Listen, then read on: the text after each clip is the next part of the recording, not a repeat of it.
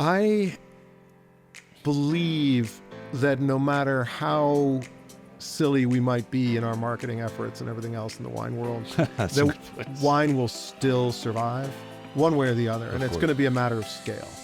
And it's going to be, is it growing or is it not growing? But it is going to be there. And it's going to be there for its core strengths. Its core strengths are, it is the most social beverage. Sit back and grab a glass.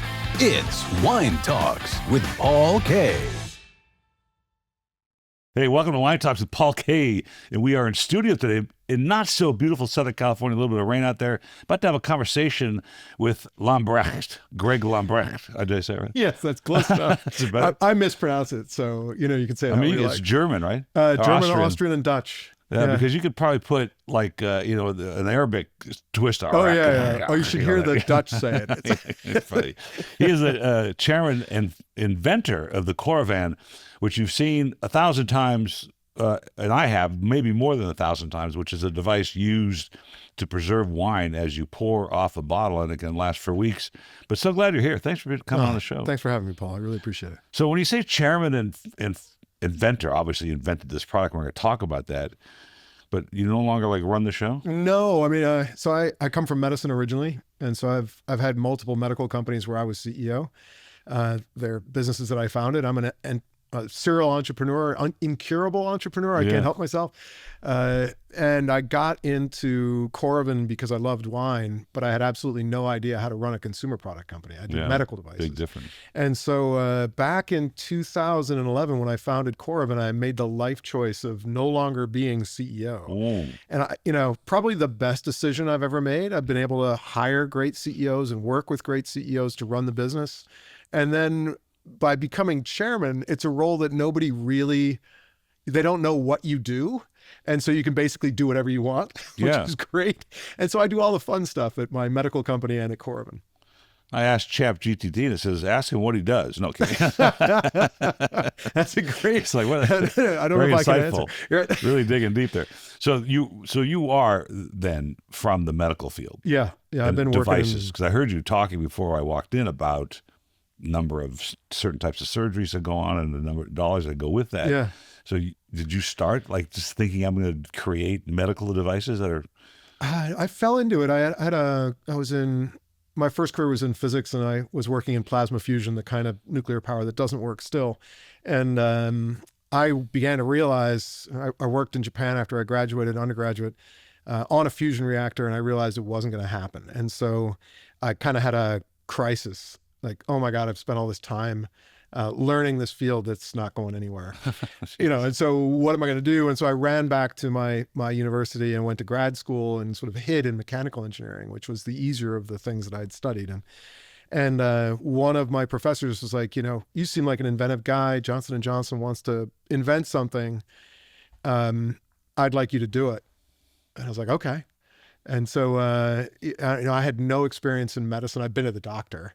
I'd never had surgery of any kind. And so I fell in love with it. I loved that. Number one, it's not all that. I was building fusion reactors, which are billions of dollars and take forever, and there's governments involved.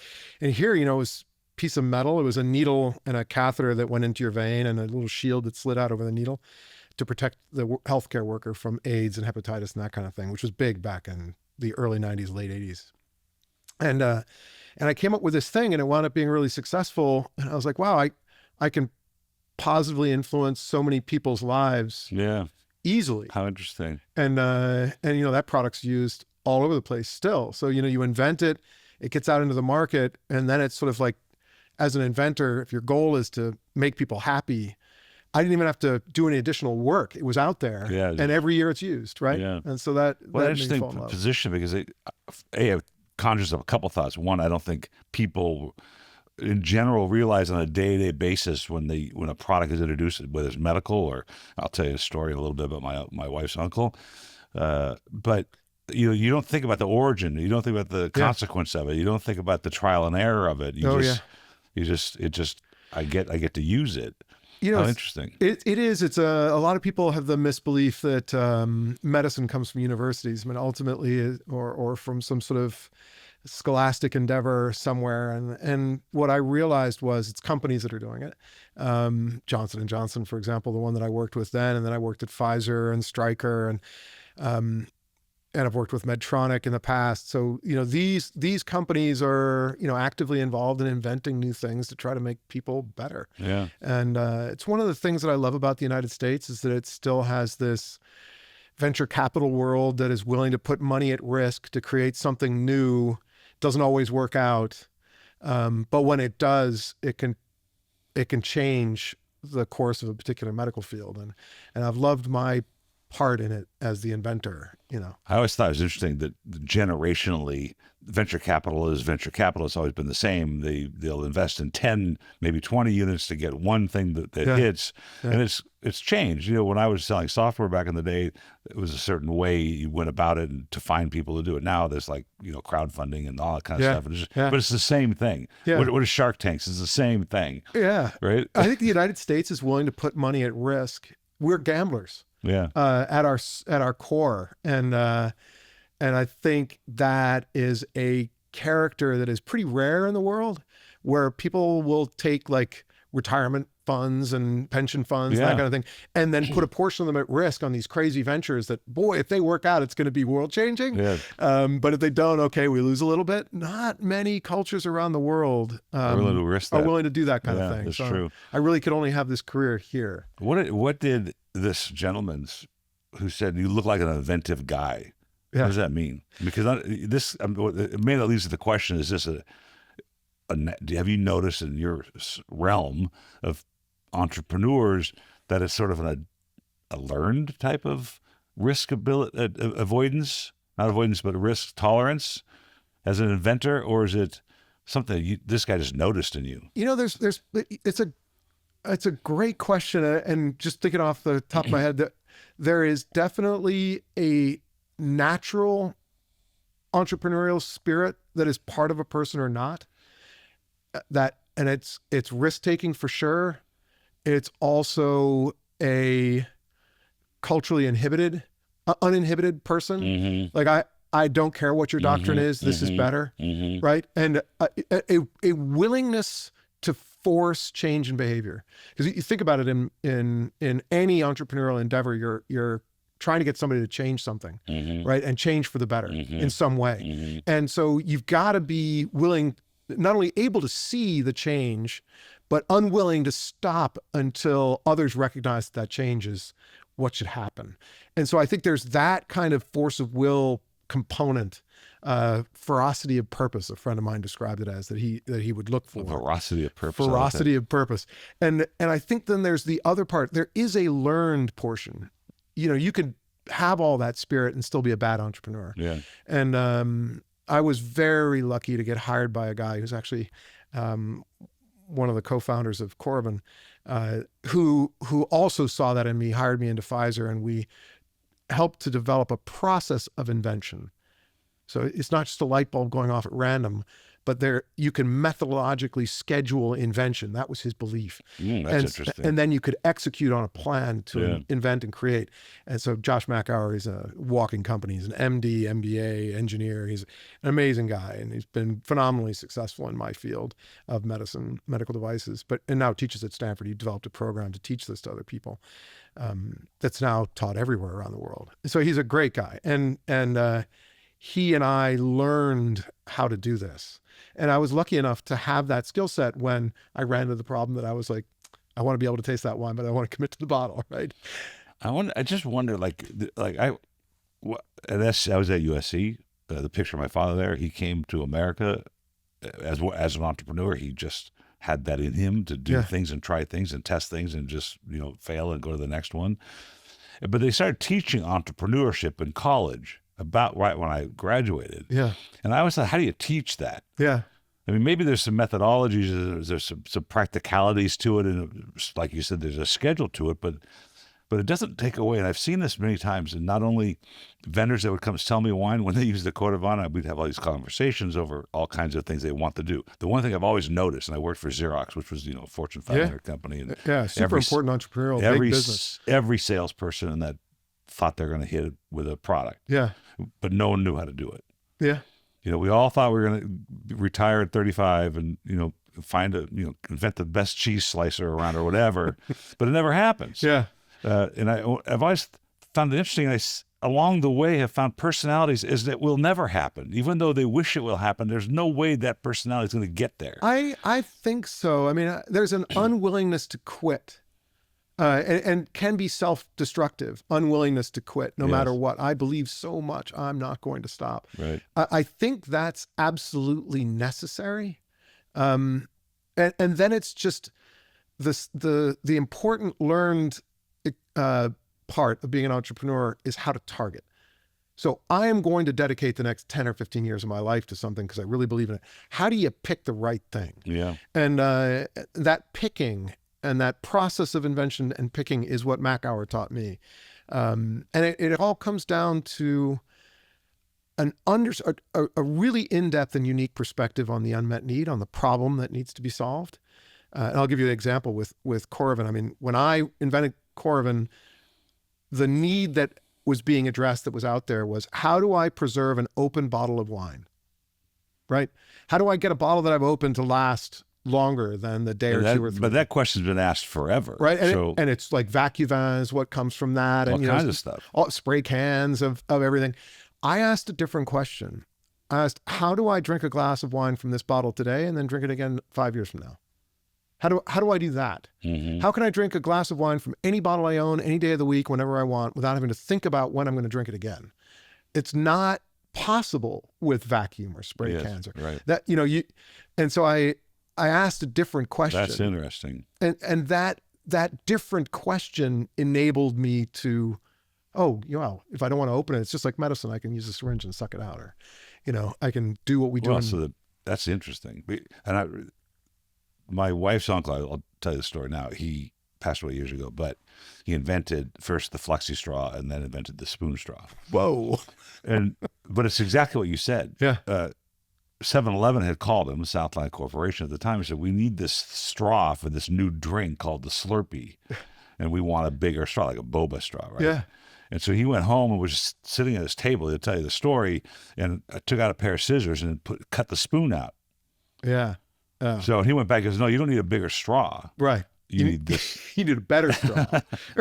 And so that's exactly what you're saying. Yeah. It's a different way to look at it. The same problem. It's not always some radically new technology or foundational material or whatever. It's a different view of the need and understanding what the size of the market is that need represents. You can actually characterize a market size without knowing what the product is, just by understanding the need and the value of solving that need. If we could solve this need, how many people would benefit, and what is the extent of that benefit that each person will experience? I didn't fully comprehend it in that way when I came up with Coravin in particular, because I really invented it just for me. Were you a wine guy before that? Did you like wine? I loved it. I loved it passionately. I grew up in Newport Beach, down south from here. No, we just got back from Laguna this morning. There you go. I used to bike to Laguna every day during high school to body surf and play volleyball, beach volleyball. So I fell in love with wine. Friends of mine brought me up to Napa Valley because I looked older when I was in high school. I was 16 and I had a beard, and I apologize. That's funny. The statute of limitations is over. Yeah. And Tony Paju poured me my first glass of wine, and I fell in love, and I just thought it was incredible. And what I love about wine is, I was in Wally's yesterday in Santa Monica, and you sit down and you look around you and you notice there's thousands of different wines. Mm-hmm. And I love that there's this insane variety that I can taste and taste and taste, and I'll never taste it all, but I want to try. I love that. I love the exploration. I love the comparison between Chardonnays from California and Oregon and Burgundy. And, I had a passion for wine when I was 30, when I invented Coravin, but, I was also frustrated by it because I work in medicine. I can't be drunk, right? I can't, I've got to be sharp. I'm in surgery all the time supporting cases. And so I wanted to be able to taste and explore faster than 750 milliliters and committing to it. Well, that's gonna open this conversation. I don't want to go there yet because of so much of what's happening in this industry.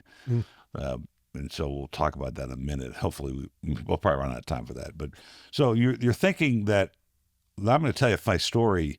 At my dad's shop in that picture right there, we used to I sell couldn't tell who marbles. was who. I thought that Yeah. might have been your son. Right? You look very similar. Yeah, we did, and we spoke the same way. Yeah.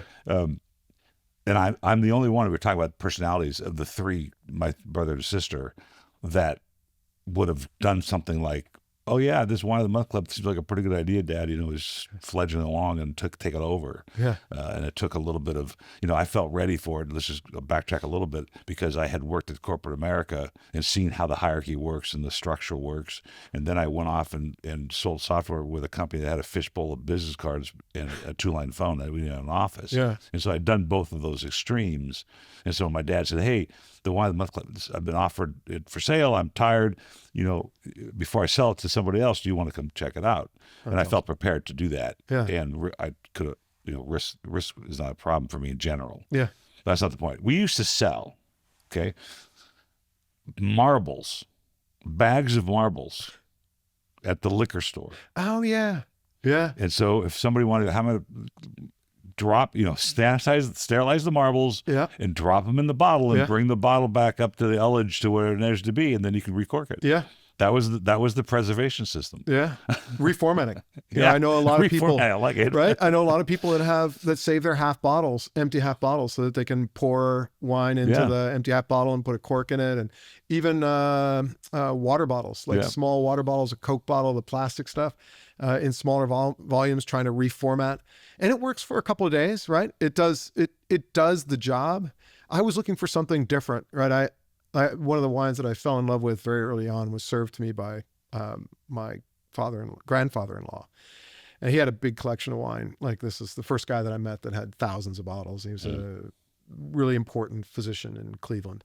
And, root cellar and all these wines. And I remember looking at it going, there's 4,000 or 5,000 bottles down here. You're 85. Like, what's the plan? Do the math, right? baby. Yeah. He lived to 100 before. So, the math actually worked out. Did a pretty good job. Right. But he served me my first Hermitage. It was Chave Hermitage, 1985, and I loved it. And I went out and I bought some. This was back when it was still reasonably affordable, and I tasted it, new vintage, and it was all white pepper, and it was completely different from the wine that I just had. And I was like, "Is that a vintage thing?" And he's like, "No. The white pepper goes away after about 6 or 7 years, and then it's all forest floor, and then it becomes olives and blood and bacon and meat, and, Yeah, right. and that's what I liked." And I was just so fascinated that this wine changed so much. And one of the reasons I came up with Coravin is I wanted to watch. I wanted to not have to pull a cork on a full bottle of wine I didn't think was ready. I wanted to be able to taste it now, taste it later, taste it again, learn how it went and how it changed. There's so much. It's such a living thing. You talked about this, and it was understanding the marketplace that you are going after. And I don't think most entrepreneurs even bother with that part of it. They Big just mistake. And if you ask the Institute of Wine, the winery, Masters of Wine? No, the American Court of Master Sommeliers? Which one? No, it's the Association of Winemakers in America. Oh yeah. Why am I drawing a blank? Anyway, if 100,000 people, if you asked 100,000 people in America to drink wine, they would have told you back then 25,000. But that includes the person who has the house Chianti at Olive Garden. Yeah. They would say yes, but they're probably not a candidate for the Coravin or for a wine club at the time that I was selling wine in my wines club.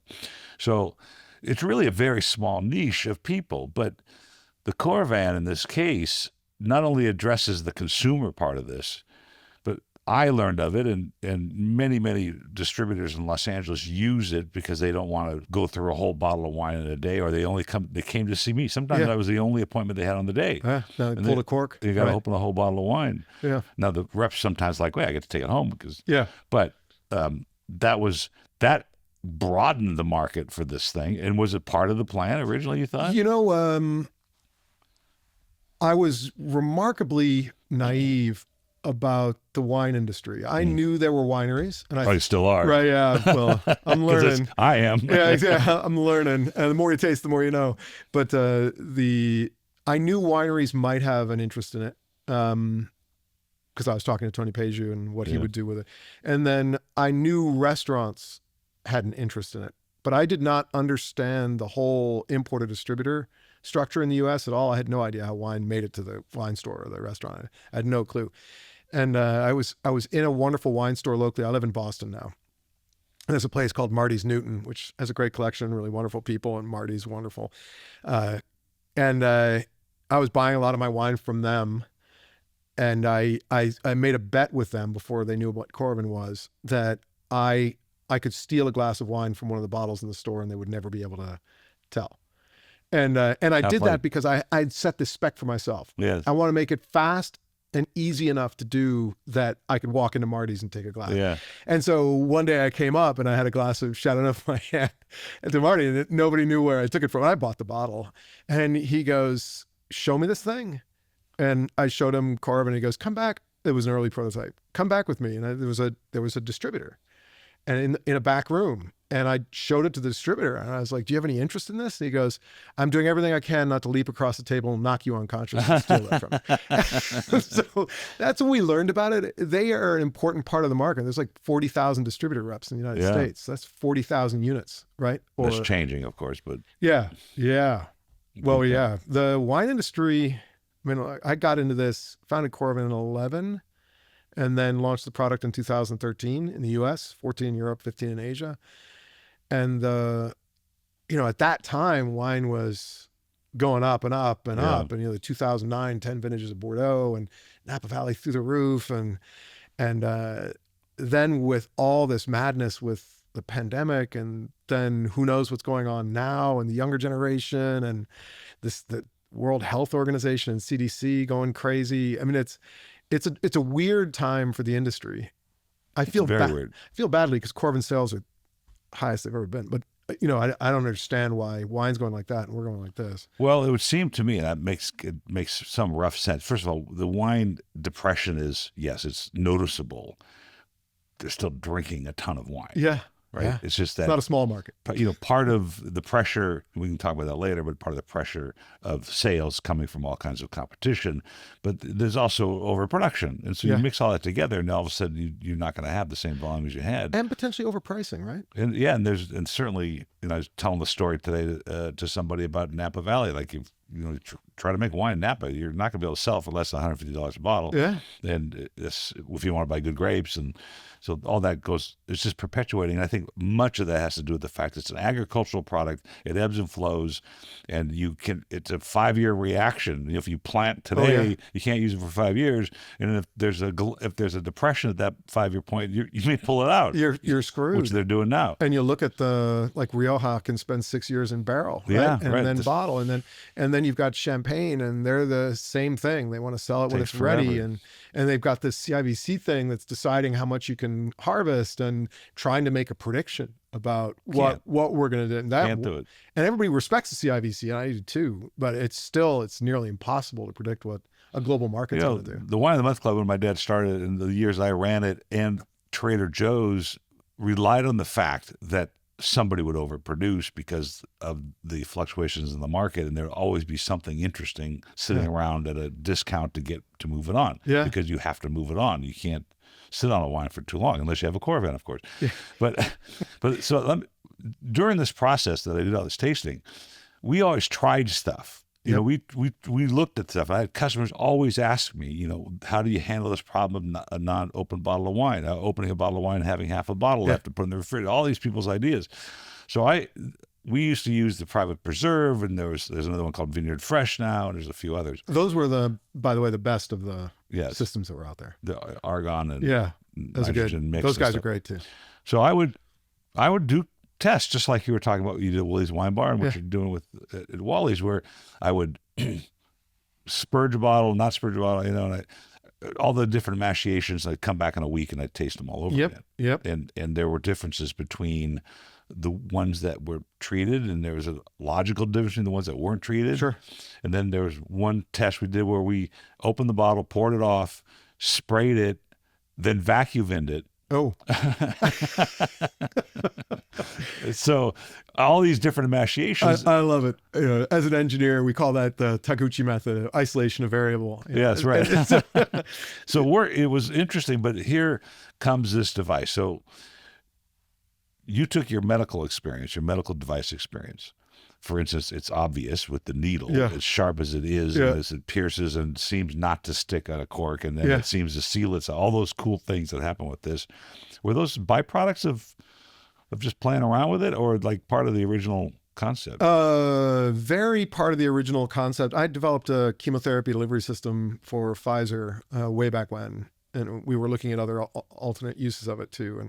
And so it's an implant that goes underneath the skin, and there's a tube that goes into your heart, and you would stick this implant with needles so that you could inject chemotherapeutic agents during the course of somebody's therapy, and that could go on for months.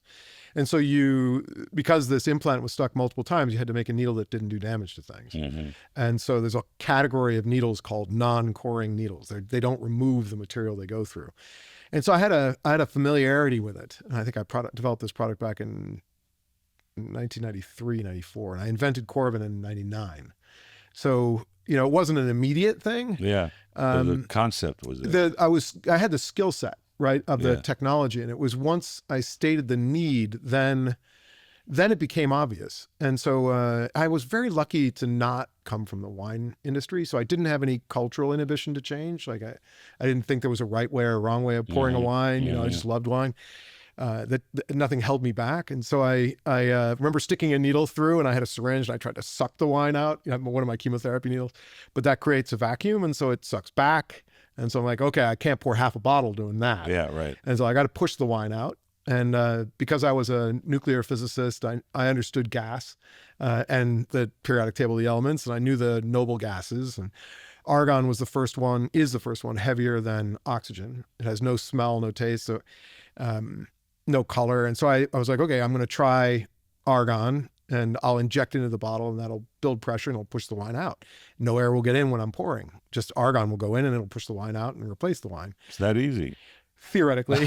Should have seen prototype number 1. I actually show prototype number 2 in all my videos. Okay, that's 1 funny. was a disaster. Yeah. But you know what? It worked fast. And so the Coravin still has a non-coring needle of the same design. It has a pressure regulator, a trigger, and an inert gas. And I made, you know, an early prototype that was hard to use. It's all been iteration on the system to make it easier and easier to use. And again, I was just doing it for myself. I didn't think anybody else wanted to drink this way. And I was running 2 medical companies at the time, so I was super busy. But I did want to make sure, I think the other way that medicine came in was the way you test a new medical device or medical thing is you do a randomized prospective clinical trial, right? You compare A and B randomized, and you see if there's any difference. Mm-hmm. And so you normally hope that your device has a positive impact, right? With Coravin, I was like, I'm going to run a randomized prospective trial with wine, and because I wanted to be able to drink my Chave Hermitage today, come back to it 5 years later, and it should be no different from a bottle that was not accessed. And so I was like, okay, I'm going to test it at 5 years. Have you done that 5 years? Oh yeah. Literally? I've done 5 years? 19 years, blind tasting. I With find that Jancis fascinating. Robinson. Yeah. I have not had that success. Oh yeah. It comes down to usage. So there's the way to use it and not use it. Yeah. So nobody washes their Coravin. I feel like somebody's mother. Like, why do you never wash? I have seen many dirty ones come Oh through my here, God. like the stain, and Yeah. the white one particularly. Yeah. Oh yeah. The we called that R2D2. That has been terminated. Oh. So maybe one day we'll bring it back. But yeah, wash your Coravin. So I call it clean, clear, and cellar. Wash it. End of the night. Any day you use it. This is true for distributors, importers, wineries, restaurants, and consumers. And then the other thing is the needle it has wine in it or air in it from the last serve. Just before you go on to the next bottle, give the trigger a quick press. It sparges the whole system, clears the needle of any wine, and fills it with argon so that only argon goes in. But we've done 5-year blind tastings with the Burgundy producers. Their wine, they Coravin them. They couldn't tell. Wow. 30 different Burgundy producers. Even getting down to like a half a bottle. Oh yeah. Yeah, I poured a last glass of a Bordeaux to a master of wine, a writer for decanter, and a master sommelier in New York. I remember it was a $20 Bordeaux, Regnac, Chateau Regnac. Oh, I know the wine. I love that wine. It's a Yeah. great wine. It's Yeah. great, $20 wine. Yeah. And one had been Coravin down to the last glass 5 years ago, but had been first accessed 9 years before. And then another bottle had been accessed multiple times down to a half bottle over 1, 2, 3, 4 years. And then there was a fresh bottle, and we blind tasted them, and they couldn't tell. So it's That's quite a statement. blind. It's true. That's It's quite the a benefit statement. of being true. I mean, it's Yeah. blind tasting. We've been written up in Bloomberg and Decanter. I did a blind tasting with Jancis Robinson with wines that were out 3 and 4 years, written up in the Financial Times. So you've let me stop you there. You've not only have you created this device, which is obviously industrious and entrepreneur and successful, but you immediately are hobnobbing with the greatest minds in the business, like right out of the chutes here. I don't want It to takes me name. years to meet these people. You know, I didn't want to name drop, but it was part of the strategy when we launched Coravin. We knew we couldn't. There's 34 million Americans who drink wine. And there's no way you're going to advertise to them to sell them a device. So we're like, okay, how do we get to them? We'll start at the wineries, then we'll go to the sommelier and restaurants because we can get to them, Yeah. and we'll talk to the critics and the press. Right. So Wine Spectator, Robert Parker here in the U.S., You know, James Suckling, you know, these guys have an influence and a bullhorn. And so if they believe, they will talk about it. That was our theory. And it worked. No, it's a valid theory, and it's a really important theory. And before I get to it, 'cause I want to elaborate on it, but I just thought of an image. I had a woman complain to me when I sent her a screw cap wine, which I tried to avoid generally, but this was a great wine.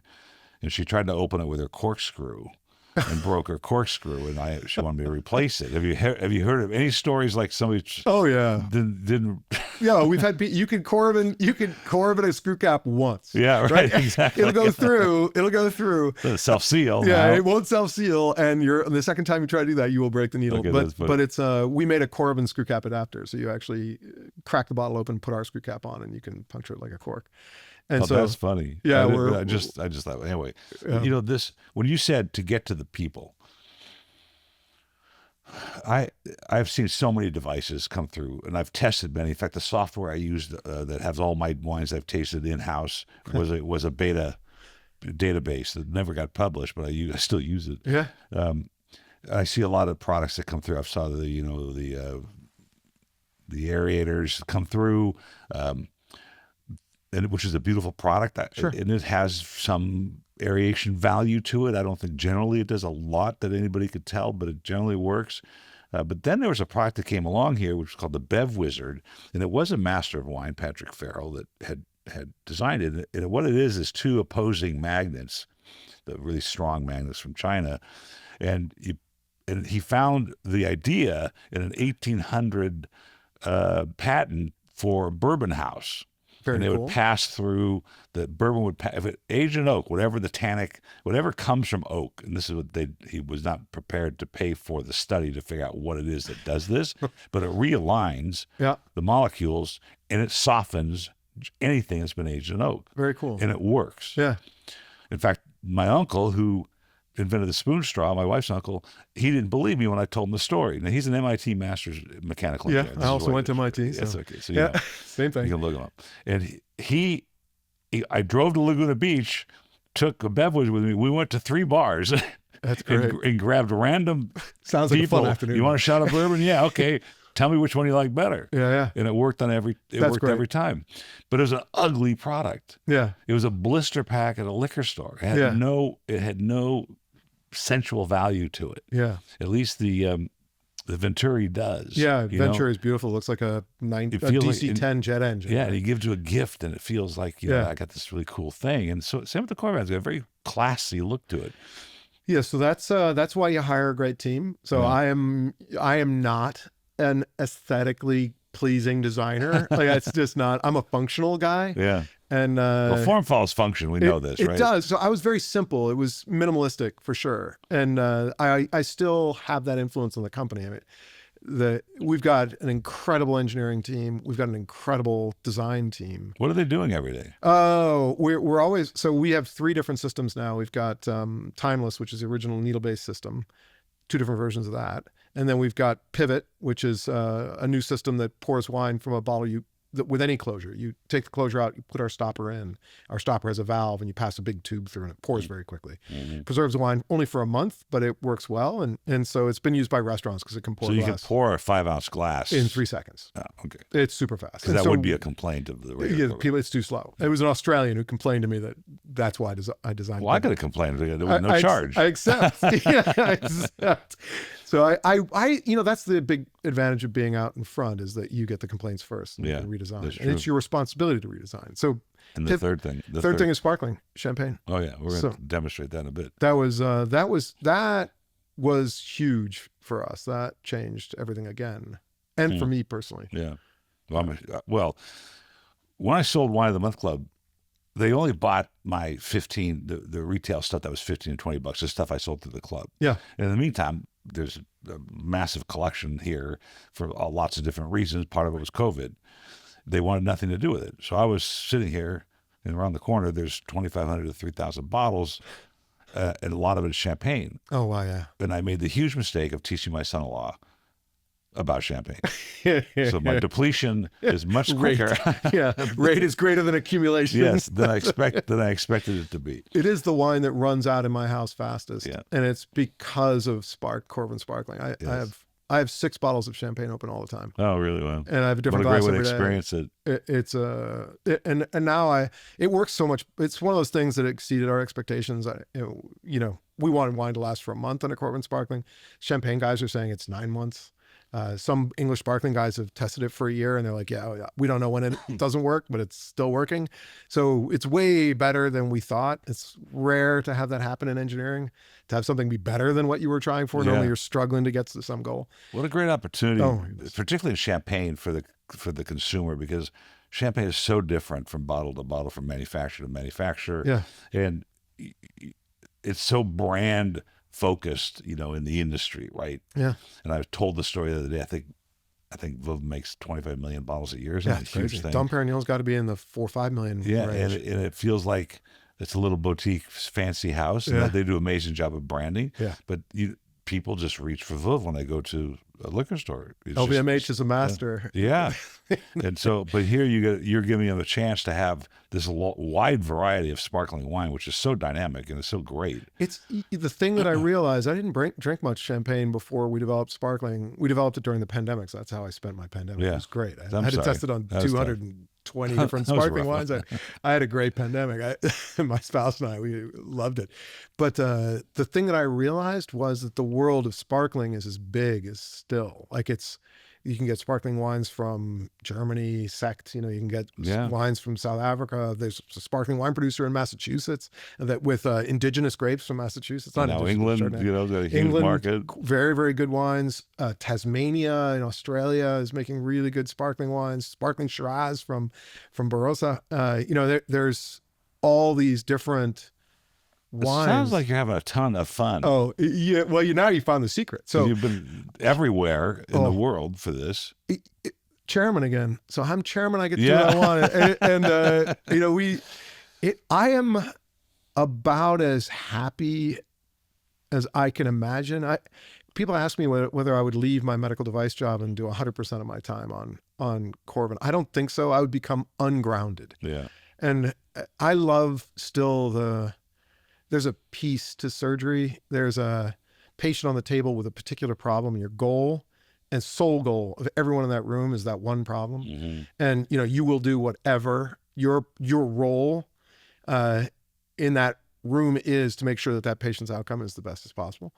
But the wine side of my life, going from a consumer with no training and still no training, right? But going from a consumer and wine lover to someone who can walk into a winery anywhere, or walk into a restaurant anywhere in the world. The other piece that I've gotten through Coravin is, wine is part of our culture. Mm-hmm. And it's been part of our culture for thousands of years. And there are cultural differences between the United States and France, and even within France and Australia and China and Japan and Korea and South Africa and Brazil. And so one of the things I realized as an inventor entrepreneur that I love is trying to change behavior toward this better behavior that I see and I want others to see. And in medicine, you can imagine the resistance to that is enormous, right? Yeah. I'm not going to introduce this new spinal implant. Are you crazy? Yeah, I could ruin my career as a physician. And the hospital's like, I don't want to touch that thing with a 10-foot pole. We'll never get paid for it. And governments are like, that's got to be unsafe. They got a whole litany of things to do. You got to push these guys. And I love that part. I didn't realize I was going to run into the same thing with wine, right? The French invented the screw cap and they don't use it. Yeah, there's all kinds of, well, let's peel that back a little bit. Because I've determined with listening to all the pundits, and every generation has their pundit and they have their opinions of what's going on. I'm listening to LinkedIn and all the social networking, and wine ebbs and flows as we talked about, but is a culturally relevant, if not the most culturally relevant product or consumable that a human can have, in my opinion. Yeah. And that's the side that I want to understand how we're going to tell these people and get the excitement that you got when you had your Hermitage, and learn to teach the general public that this really does exist, and not, and what I'm fighting is that packaging is not the cultural relevancy of wine. Putting it in a small bottle, putting it in a can, putting it, making it low alc, all those little emaciations to sell more versus understanding the cultural value and that soul, that soul touching value of the proper wine, because that has to exist, because it has for 6,000 years plus. Yeah. I believe that no matter how silly we might be in our marketing efforts and everything else in the wine world, that wine will still survive one way or the other, and it's going to be a matter of scale. And it's going to be, is it growing or is it not growing? But it is going to be there. And it's going to be there for its core strengths. Its core strengths are, it is the most social beverage. Right. It is the most social beverage. That's something that Guillaume d'Angeville of Volnay said to me. He's like, this is the most social beverages. Think vodka's not a social beverage. I say it all the time. Jack Daniels. I don't drink Jack Daniels to shoot the breeze with my friends. Exactly. He's like, wine is social. It's what it is. And I think that's going to keep it going. I think the other part that's going to keep it going, and that this is the piece that I want to expose people to, is that variety piece. One of the things that you see in wine is that it's got so much variety that it's intimidating. It's overly variable. 2,000 grape varieties in Italy, right? You're never going to figure it out. Armenian grapes, like there's grapes everywhere. And then there's 140,000 different wines bottled every year. So, people, when they go to a wine store, they find a wine that they like, they tend to buy that one over and over again. Mm-hmm. Oh, I like Cake Bread. Cake Bread's great wine. Sure. Chardonnay is beautiful, but open up your mind a little bit. So the place where I've tried to get people to use Coravin in wine stores to explore wines. Some people do. Total Wine and Spirits will do it, to get people to try new and more things. The wine bar restaurant, the restaurant wine by the glass list, that is where people will take a flyer. Mm-hmm. That is where they're like, okay. Or they'll listen, like you interact with a somm, right? Or somebody who knows about wine, they're passionate about something that's on the list. And the best thing that a consumer can do is walk into a wine place or into a restaurant that has a decent wine list, and by the glass list in particular, and it's what I do, is ask somebody, what are you drinking? Mm-hmm. What do you love? Point. What are you passionate about on this list? What do you really care about? And to experience somebody else's passion for a reason, and then taste and smell that in a glass, that discovery moment, and hopefully you'll then go out and buy a bottle of it. I just did that at Wally's. I had a Clements Bush Cabernet. I've had a lot of the non-Cabernet, the Trocken Rieslings, and I'd never had the Cabernet before. I had a glass of it because I had it on the buy glass list, and fell in love with it. I immediately walked over and bought it. That's an interesting thought, because we were at the restaurant last night in Laguna Beach at Surf and Sand. They were a new restaurant. They just remodeled the whole place. It's really, really nice. It changed a lot. But I thought the list was very well curated. I told the Somm that. I said, it's a really good list. And it turns out he was a Somm from the Disney network. So he was at Napa Rose and then Club 33. And I think he worked at 21 Royale as well, which is upstairs. And I told him, I said, this is a really curated list. It's beautiful. Now, here's the issues that come with this idea of yours. It's the right idea. Like if there's a properly curated list and there's interesting wines to pour by the glass, the question is, did they use a Coravin? Did they use a proper preservation method? Right. Because those are the wines that aren't open all the time. The interesting ones. That's it. Right. It's not the first one. So, we've and it change in behavior, right? It's a risk for some to put an interesting wine on a list if they don't use Coravin, right? Because they're like, when am I going to throw champagne was the worst, right? People have gotten fired for opening 10 bottles of champagne, 15 bottles of champagne. Right. And I really want to encourage restaurants to open up their wine by the glass list, because the ones that do are financially successful at it when they do it. 67 Pall Mall in London has almost 1,000 wines by the glass. There's a place called Sticks and Stones in Burgundy, or in Munich, that has 900 wines by the glass. Right? And they have Coravin, and so they don't care. A Cruvinet of some sort is a Coravin. No, it's Coravin straight up. And the funny story about 67, which I'll tell if we have time. But anyway, we've actually just launched to encourage people. We've launched a guide. And it's not a guide on quality. We don't judge your quality of your wine list. It's the number of wines you have by the glass. So 20, 40, and 60 are 3 different levels, 60 or more, are 3 different levels of in our Coravin guide. And we're launching it city by city. So it's here in California. It's not yet in New York. It will be. But I was just in Melbourne, Australia, and we're in Australia, and I looked on our guide on our Coravin site, and found this place, City Wine Shop, and I walked into City Wine Shop because they had 20 wines by the glass, and I'm like, okay, serve me your favorite 4. That's just teach me about Grenache from Australia. Teach me about Nebbiolo from Australia. I don't know them. And teach me about what's your favorite Tasmanian wine? And they came over, and the Somm was psyched, and they get to pour me all these different things because they're using Coravin. They didn't know I was a Coravin guy, and I'm tasting through these wines. And here's my card. I learned, right, exactly. No, I left it.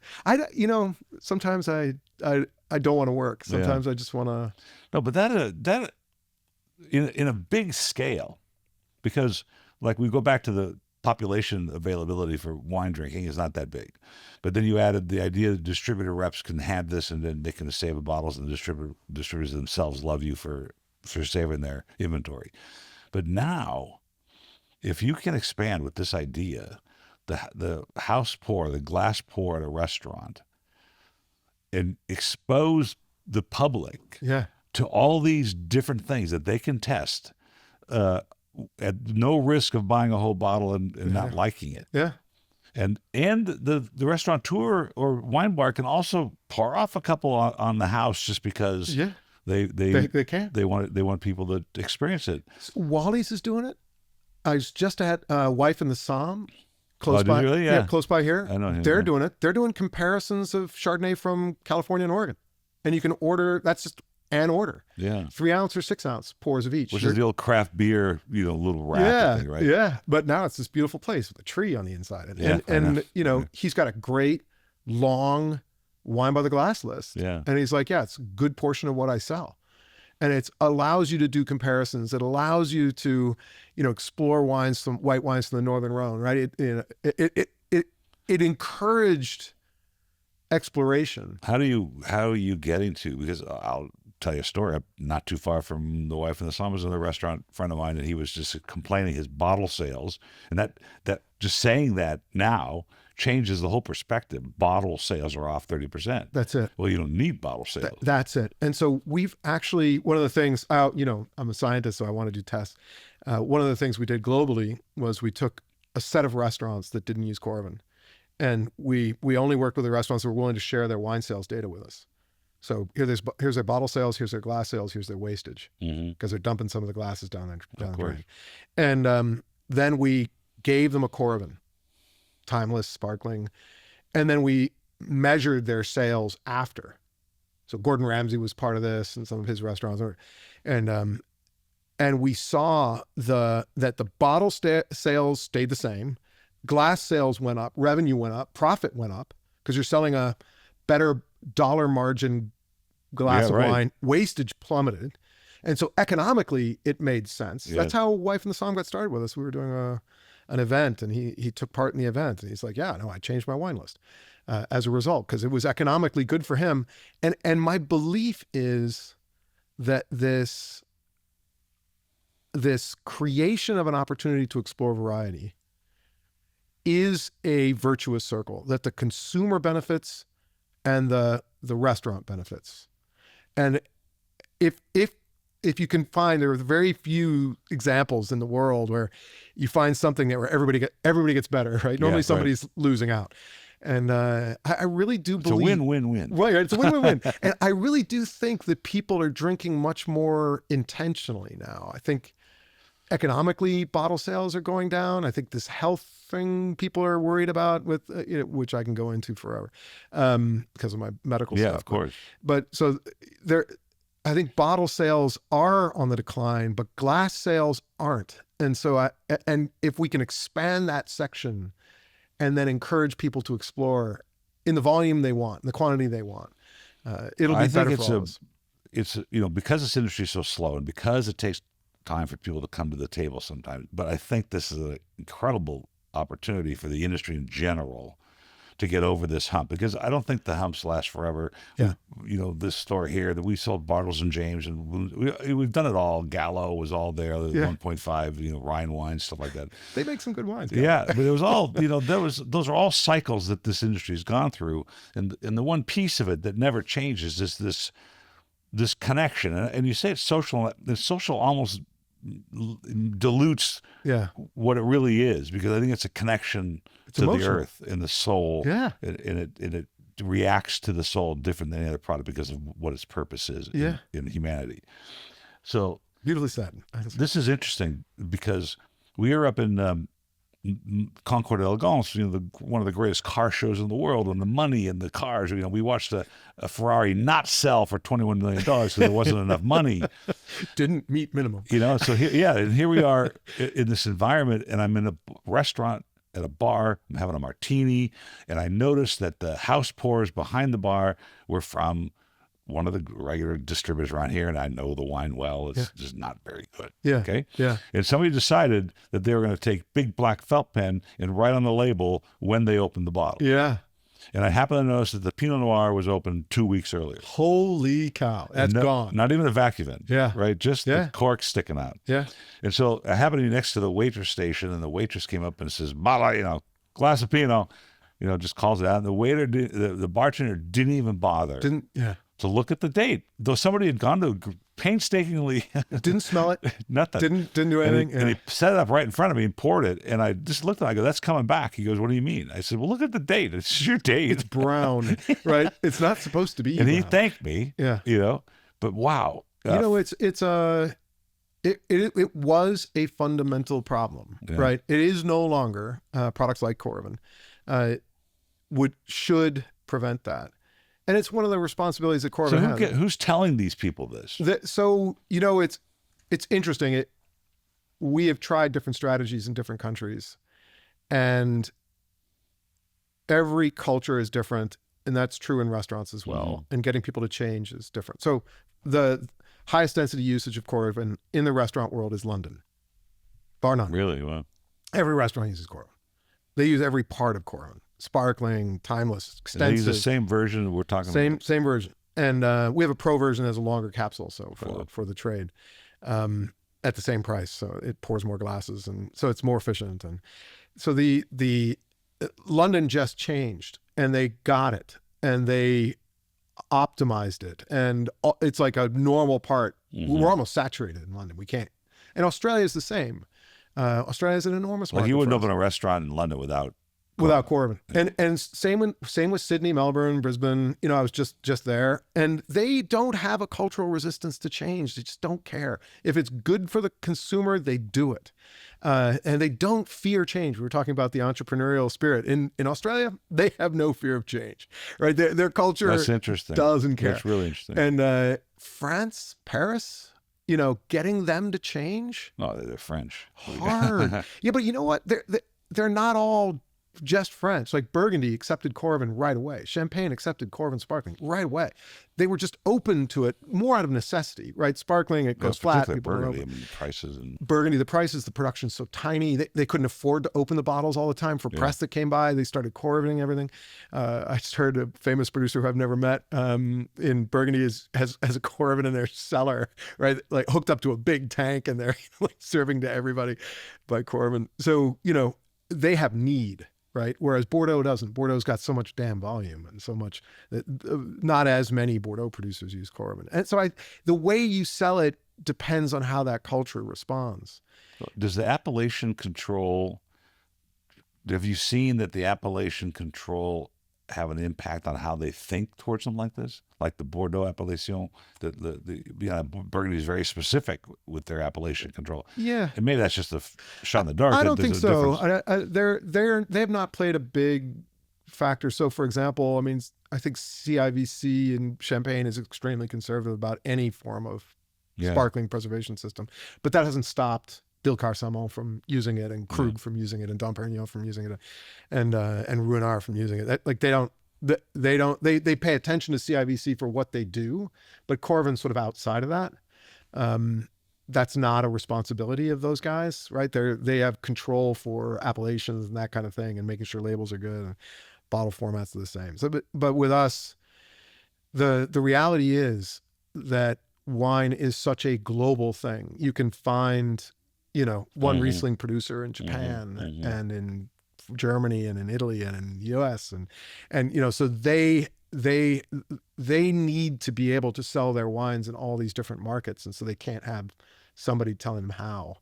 And I think one of the things that was really important to me was that the winemakers believed in Coravin. So every time we develop a new system, we give it to them first before we launch, because if they don't believe in it, like this Pinot Noir that was at the restaurant that was 2 weeks out, 3 weeks out, if that glass had gone to the table, that consumer would have thought that is what that producer intended. That's the problem. Right. That's one of the problems. Either they think that, or they know, or they reject the wine and they go with a crappy restaurant. Yeah, it's one of the two. Right. Both are bad. Yes. And so we wanted to make sure that the producers knew Coravin worked, so that when they saw Coravin being used on their wine in a restaurant, they didn't freak out, right? And say, "What are you doing to my wine?" I have noticed a couple of restaurants that put on the menu a Coravin list versus a regular list. Yeah, more and more. And it would help me tremendously, because I send back so many by the glasses. My wife only likes Bordeaux varietals and Cabernets and things. And I first ask, when did you open this? Yeah. And if they lie to me, I'll know. Yep. Or they'll open a fresh bottle. Yeah. Now you just wasted the rest of the bottle. They pour it off for somebody else that just accepts it, but realizes it's not very good. Yeah. And that's not a good reflection on the restaurant brand. I mean, why would you do that? It isn't. And you would, so I think in the end, well, not in the end, but part of the issue that we run into in restaurants is that a sommelier's job was essentially an art critic, right? And they had to know, if you look at the quartermaster sommeliers, they didn't start teaching business until just recently. Yeah. Right. And so it's insane, because a good portion of the profit of a restaurant comes from beverage. I remember one sommelier told me, wine pays for the kitchen. Oh, no question. Right. And so to not think about the business potential of wine and the business potential of wine by the glass, which is the most profitable dollar margin wise opportunity in a restaurant, is tragic. And so I'm hoping more and more that restaurants will put things like Coravin by the glass, because some of the consumers are beginning to recognize what that means. Okay, the wine hasn't changed. I don't have to worry about when. And we're seeing it more and more around the world. This is the Coravin by the glass list. That's an interesting thought. Since you've already loosened up this idea of being able to expose consumers to a variety of varietals, for instance, I used to even say my first time I featured an Armenian wine in the Wine of the Month Club was a Voskahat, the white wine. Yeah. And my pitch to my customer was, you're not going to walk into Wally's even and say, do you have any Voskahat? Yeah. But you're going to have a chance to taste it. That was the pitch at the Wine of the Month Club. You're going to taste something that's a correct representation of what it is. Yeah. And if you don't like it, then don't get it next time you go to the store. But now you know. But now you know. And I'm not such a good examples.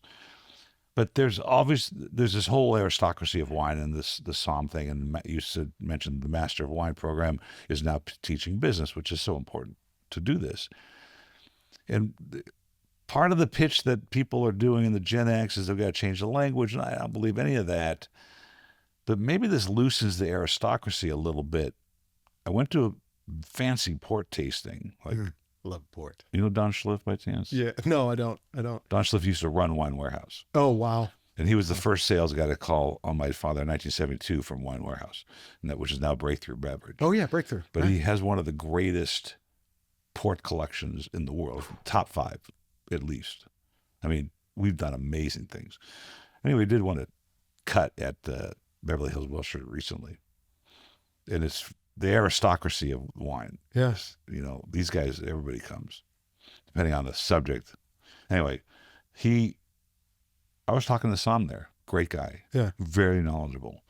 And I came away going, I think he's good for the consumer, but not all Somms are good for the consumer. True. Because they want to protect their academic base and all the stuff that they know that you don't know. Yeah. Yeah. And I'm actually thinking about it in my mind, because I love, obviously, media, as you can see. Yeah. Creating a little mini series, a mini drama, the handheld stuff of the ways Somms react and consumer reacts in a restaurant. And it could be comedy.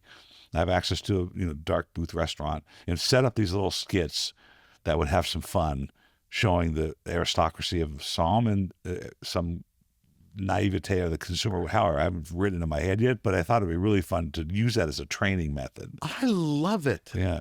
You gave me an idea, and this is how brainstorming works. But I love the idea also of having, different consumers at a mock table and a fixed wine list, wine by the glass and bottle, and just watch different sommelier answer this question. Right. What should I order? Right. And just see that kind of thing. See what happens, Yes. and see what somebody actually winds up ordering, Right. and then what they think about it. Right. You're talking about live, though. You want to do it real. Yeah, not film, write it, not scripted. film the sommelier, in the beginning, film the couple or the people in the beginning, and then film them afterwards, separate from each other, and have them comment on the wine, the wine choices. Like the person comes out of Shark Tanks. Yeah, exactly. Are you? That guy's crazy. I can't believe he suggested that really wine. funny. That was, or that was amazing. Like that would be. I like that. And just to see because there are some beautiful salespeople in the sommelier world. Yeah. I mean, that The good ones. have gotten me That's to their job. purchase things that I shouldn't have. And I try it. And I'm like, ooh, wow, that really was unfortunately very good. Yeah. Right. Their job is to sell stuff. I mean, that's the reality of wine, despite this romantic opinion we have of it and touching our souls. You got to sell the stuff. It does both. I think it's, I'm okay with that. I'm okay with separating with my money for an experience I don't forget. It was a sommelier in Paris, a guy named Xavier Rousset, who said, it's our job to create memories people don't forget. Yep. It's like it's all about the memory. It's like it's the worst thing in the world if somebody doesn't remember your restaurant, doesn't remember you, doesn't remember that evening. I wonder if we're just going to keep talking here, even though we're way past time. So, and I'm we'll sorry. get to the demonstration I've lost because we have too much to talk about. But in 1993, we went to Vinexpo in Bordeaux, and my father at that point was well educated in wine. He was teaching wine, all the things that were happening in the 70s and 80s and 90s prior to today's accolades. And we went to Tour d'Argent. Oh, yeah. And I'd closed an escrow for my parents when they were on vacation from my grandmother's house. And my dad goes, I'm going to treat you to Tour d'Argent. So we went. And that was 1993. And my wife and I went back last year because of that experience. Yeah. Because we wanted to relive the memory of that. And part of the memory was my dad spoke French. He ordered a bottle of Lafite 45. And it was $3,500 at the time. Okay. And it came out of the basket and the ullage was like this. Yeah. And my dad explained to Somm in French, he says, look, if it's good, I buy it. If you open it and it's bad, you buy it. And the guy goes, no. Yeah, not in France. They won't take a cork bottle back. No, yeah. So we end up with a 62 Costa Esternel.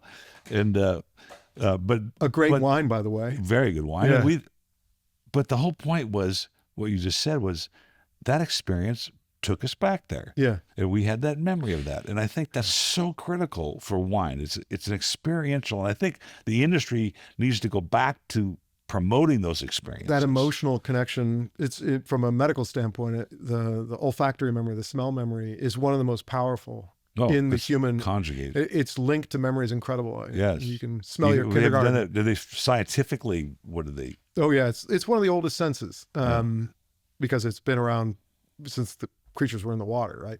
And you had to know what you were swimming through. Yes. And so I believe that's part of it. For me, it is. I've had a memory loss issue due to a brain injury from surfing, and so wine is a way I remember things. It's a way I remember people. It's a way I remember places, and so it fills that for me, and it does bring you right back to the first time you had it, the first place you had it. I grew up in PV. Oh, what? So, Palos Verdes, so I Yeah. surfed all of the Indicator, Bluff Cove, Haggerty's. I was Laguna Beach, Newport Beach, right, and body surfing at the Wedge. And that's It was a mistake. That's serious stuff. As it turns out, it was a mistake. Oh, well, yes. Yeah. I got as far south as Huntington Cliffs. We'd surf there. The biggest day of my life, and most panicky day of my life was surfing the cliffs at like 8 or 9 feet. That's a rough spot. But is there a difference in camaraderie in the industries? Like I sense, particularly since the podcast started, which is now 500 episodes long, man, I show up at a winery or I call ahead and I'm bringing the podcast and the response is amazing. The camaraderie in this industry is amazing. And I wonder if the same in the medical device industry. Medical device industry, yes-ish. The relationship that you form with surgeons when you're in the medical device industry, because you co-develop, also you're selling to them, and it's their job to protect their patient, right? And to protect their hospital. Yeah. And so there's some of my strongest relationships are with physicians. Some of my strongest friendships are with physicians, because by nature of the work, there's so much at stake that you only work with people that you truly trust. Yeah. You have to believe. When I tell a surgeon, hey, we tested it in this way, here's the ways that it can fail, here's the ways that it can succeed, they have to know I'm not lying to them, right? Because dishonesty in medicine is a risk, and an absolutely intolerable risk. And so you by nature form very close relationships once people trust each other. And there's a big barrier to that trust, right? Well, you have to earn it. You got to earn it. And so I love that part. And, if I were to fly to San Antonio, Texas tomorrow, I would call up a surgeon that I know. Yeah. And the other thing is doctors, lawyers, and bankers drink all the wine, right? Yeah. And so doctors love wine. And so the Coravin part of my world crosses over with the surgeon part of my world. They also can't drink a ton because they got to do surgery. So by the glass has been a big thing for surgeons. Huge, yeah. And so there's a wine connection with me, and I would never leave medicine. I love the people, and I love the work, and I love the socializing, the wine and food piece of it. You just triggered a thought that was so funny. It separates the people that collect and play and want to understand that we're trying to move the general public into that direction with wines by the glass and testing other things. But when my dad started selling memberships to the original Wine of the Month Club in 1972, he would go to doctors and attorney shows and set up a booth. Yep. And they were miserable. Yeah. Yes. Because they knew it all already, or they at least thought they knew it all already. And they didn't need an Egyptian merchant, That was their who mistake. was very well trained and very knowledgeable and very academic, just like them. He was a pharmacist by trade anyway, and a master in pharmacology. But it wasn't until he went to the LA County Fair in 1984, where there was 1.5 million people that would walk through the turnstiles and go to the gold medal booth and see what's going on in the wine world, that he found the client base that he was looking for. Yeah. But it's an important distinction, because you're with, and both exist still. Yeah. And they're both important for us. One to migrate from one to the other, and the other one to satisfy the needs of the collectors. The thing that I never want to happen to me, and I've been fortunate to taste insane wines all over the world because of Coravin. And the thing that I never want to have happen to me is to believe there's a right and a wrong, a good wine and a bad wine. And I never want to believe that there's that if it's not expensive, it's not good. And I never want to be close-minded.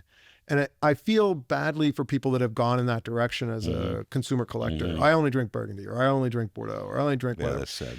And you know, there's so much opportunity out there. There's so many beautiful wines being made. There's that opportunity to explore. And maybe, you know, I need variety to keep me going. And I find a lot of surgeons do as well. They're often bored with their work, right? Because they were the top in their class, and they went to medical school and they were the top in the medical school, and then they go into neurosurgery, or that's not a good example. Let's say they go into orthopedic surgery and they became really good at hip.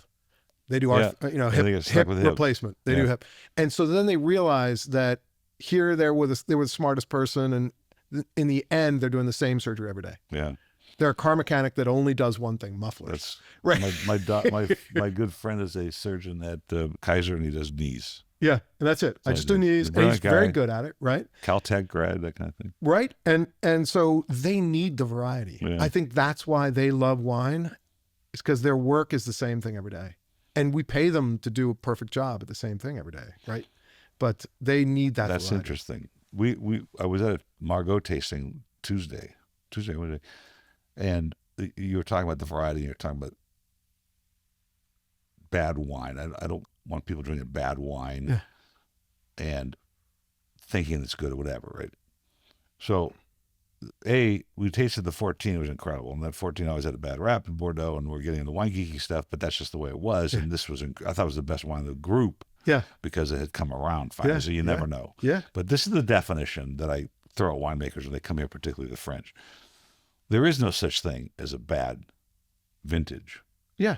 Because if the wine is made honestly, if it's to reflect where it came from, when it came from it, then it's successful. Yeah. If it's been doctored up and played with like so many wines at the market and all that stuff we see, that's different. But Make it taste the same. If there's an honest wine that's made to reflect honestly, then it can't be by definition a bad vintage. Yeah. Because it was made properly. For that vintage. Yes. Right. And it's going to be different than the one before. That's the nice of it. And this is the part that I think confuses the Gen Xers and what has caused a problem with, at least amongst pseudo-academics in wine, is it's not consumer driven to the palate. It is if you want Josh and Apothic Red. You're going to get the same stuff every time. Yeah. But a real wine, an honest wine, the consumer has to come around to that bottle. The bottle's not going to come around to you. You get to taste it and feel it and understand it and know where it came from at the time it came from it. We're not going to craft it around what you expect it to be. Yeah, well, you can't hope to, and there, people like cilantro or they don't. Yes, right. But that doesn't mean cilantro is bad or good. No, exactly. Right. So there's frequently I'll Coravin a bottle. The worst problem for the Coravin guy is like Coravin a bottle at home, and I'm like, I don't like this wine. And so I give it to somebody else. And I used to write, don't buy any more of this wine, I don't like it. And on the label. That's funny. Right. But I wound up giving it to friends. And I'm like, well, maybe you'll like it. Yeah. So I don't, but it doesn't mean it's bad wine.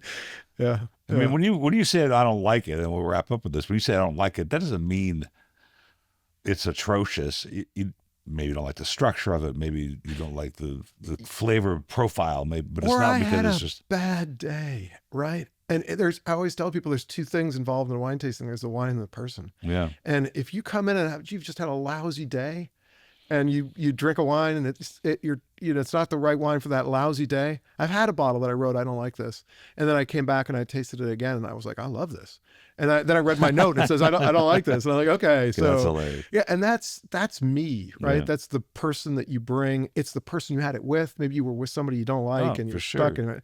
So there's a wine as part of that.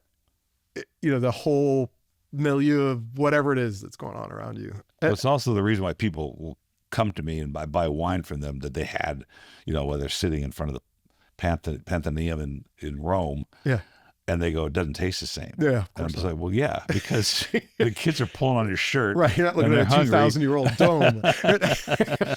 You're not looking at this ancient, brilliant. Yeah, brilliant building. As an engineer. So incredible thing. Yeah, incredible. Well, what's your next stop in this whirlwind trip you're on? I just came back from literally a trip around the world and in a lot of our different markets, and so I'm now back in the U.S., and so I'm splitting my time between my surgical company and so I go through whiplash from a time zone standpoint, but also from a purpose standpoint. Like, I'm not selling you my spinal implant today, or I'm not supporting a surgery with my spinal implant, but that's my next stop is back into surgery in New Wow. York when I go training as a We'll surgeon. take a bottle of wine with you. Yeah, It's of a course, break of course. the ice. But after. Yeah, right. So it's such an honor to have you here and hear the story. And I hope we can do it again. So we have so much to talk about. And really, the fact that you get to meet with the people, the players in this industry, and get a perspective that keeps us inspired, because it's hard to be inspired sometime in this trade. And then you get to hear from the people that make it happen. And that's really what keeps me going. It's worth the work. It's an unmet need that was met by wine in society 6,000 years ago, and it's something that's brought us all together. And we just need to keep perfecting and keep perfecting and keep perfecting, modify as it needs to change with the culture, right? A little bit. As Florence Catillard said, "Welcome to civilization." Yeah. Cheers. Long may it last. Cheers. Take care.